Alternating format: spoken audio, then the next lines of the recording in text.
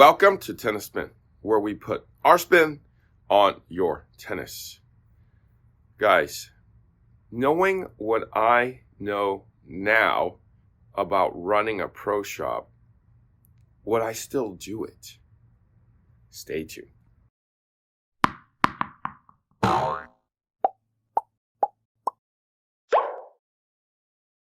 Good morning, everybody. Hot roast, hot coffee. Sponsor of the day is Johny Bonzai. Johny Bonzai. Johny writes, "Your channel is really interesting and I love your personality. Hope to meet you in person someday. I have a question. My USTA rating in men's is 4.5. I play with a Wilson Pro Staff 97S. I don't think they make it anymore. They don't. I am in the market for a new racket and a bit unsure of which one to pick. I've narrowed it down to 4 options. Looks like you have 5 here, though. You got E-Zone 98, V-Core 98, 2022 versions, CX200 from Dunlop, Boom Pro, Blade 98, version 8, 1619. I'm looking for a bit more power in my new racket, but not have too much. And I want to keep head size to 98. I add 2 to 3 grams total weight to my current racket at 3 and 9 o'clock. I will really appreciate your advice on how to choose the next racket and if I'm missing any options that should be considered." Well, Johnny, you have a nice list of rackets there. Looking over your list there and seeing what you used, that's a tough answer. If you're looking for a little bit of power, all these are going to have a little bit more power than what you got. Unfortunately, your racket, the balance is very unique. It's actually pretty head light for a pro staff. The closest with a little more power is that Dunlop. Dunlop CX200. The blade is in that realm too. So if I were you, if you haven't chosen yet, Dunlop or blade, third would be V-Core. That would be mine. And I'm only thinking of the balance of it, because I know how that 97S balance is and how it feels when it strikes the ball. So my first choice would be Dunlop. Okay, second choice would be blade. Third choice would be V-Core. And you're going up in power as you do that too, into those 3. Okay, thank you for the coffee. Hopefully my advice helped you.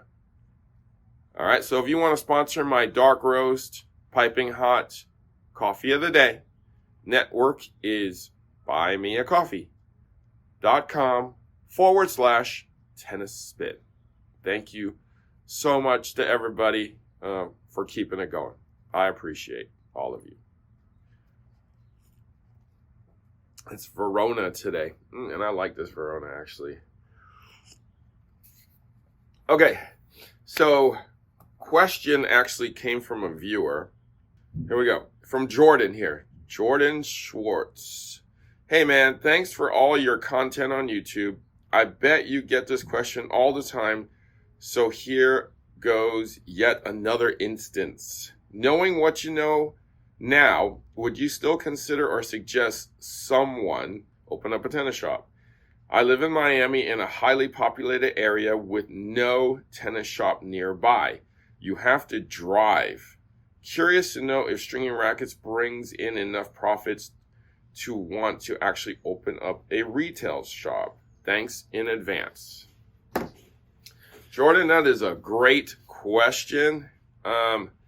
Knowing what I know now in this environment, that'd be a tough one.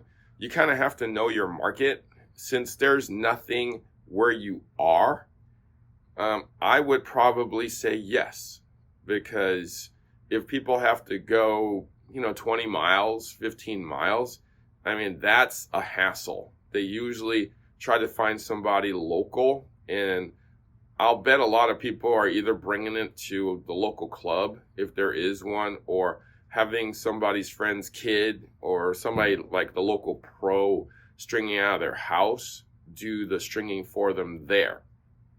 It would be great if there was a little shop that just does stringing, maybe sell little balls, rackets, and shoes, because those are the most profitable things in a little pro shop. And obviously do little accessories like, grips and overgrips, elbow braces, maybe sell little socks, and then that's kind of all you need.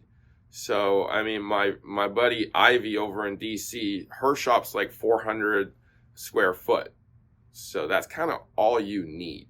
Just sell the basics and kind of call it a day. I hope you like stringing though, because yes, you will make enough profit stringing rackets, but you got to string enough rackets. That's the thing. I would say if you string 10 rackets a day, that'd probably be okay. 10 to 20, probably really fair. If you can string up to 20 a day, you're doing okay. You're doing okay. But again, if you got to hire somebody to do it, right, that cuts into your profits. If you do it all yourself, you're probably golden. So it is great if it's like a family business. If your wife, maybe your high school kid, you can employ that person to help you out, and you pay them like an allowance or something like that, then you can get it going. Because if you start hiring people, that starts kind of dipping into those profits. But I mean, knowing what I know now, would I really do it? I mean, I like the game. It's my passion. I mean, I've been doing it for 35 years. So getting a little tired. Not getting tired of the game though. But yeah. I mean, I kind of know how to make it work in the good times and the bad. And in, my years, it's definitely been a roller coaster ride.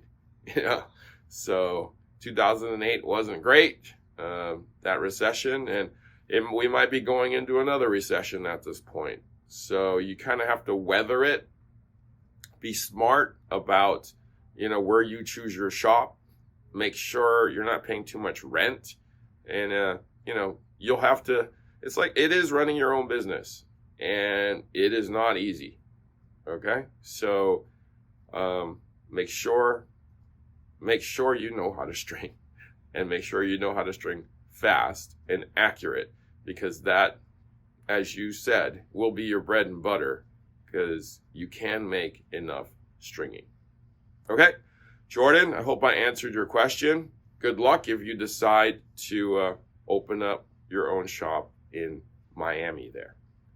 Guys, thank you for watching Tennis Spin, where we put our spin on your tennis.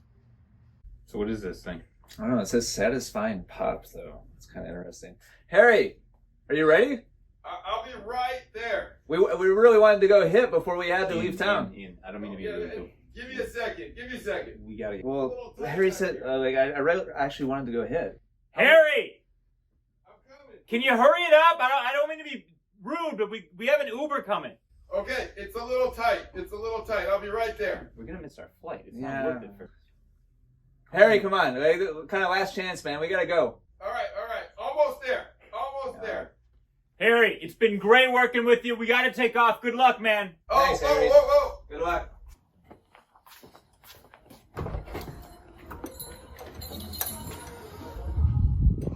Guys, I'm ready. Guys, I'm ready. Guys, I'm stuck. Ian, Joel, anybody? Guys, I'm stuck. Leonard, are you here?